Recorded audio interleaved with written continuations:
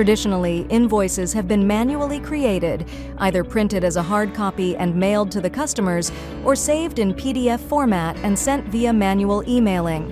LHDN has announced the implementation of e-invoicing to increase the efficiency of tax administration in Malaysia.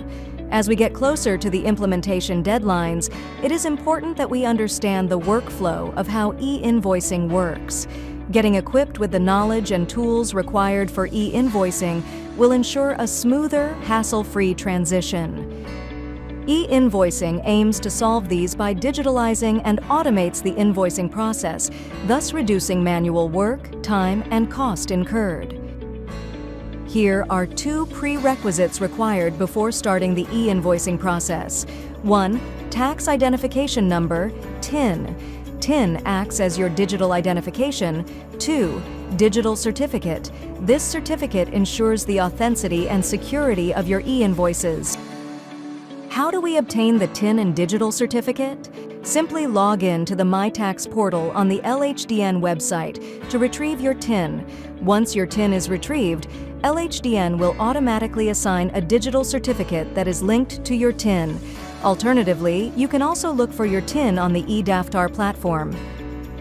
Few factors to consider while choosing the right submission method for your business include 1.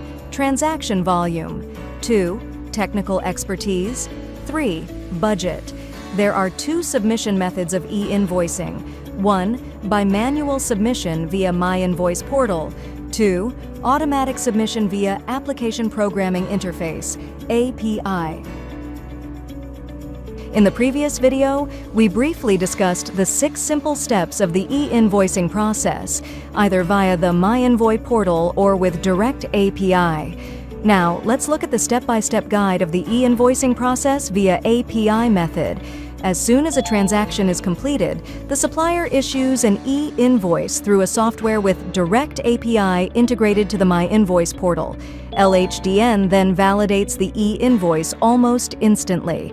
Once validated, LHDN sends the validated e-invoice with a unique identification number and a verification link. Both the supplier and buyer will be automatically notified on the validation status. Upon validation, the supplier is then required to share an embedded QR code, which holds the verification link to the buyer. This allows the buyer to verify the issued e-invoice.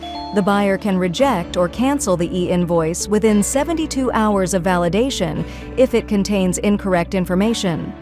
If the supplier agrees with the reason of rejection cancellation, they can issue a request for rejection to LHDN. Upon successful cancellation, the buyer will be notified. If the rejection request is not sent within 72 hours, the e-invoice cannot be canceled. A new e-invoice, such as a debit note, credit note, or a refund note, has to be issued to rectify the error.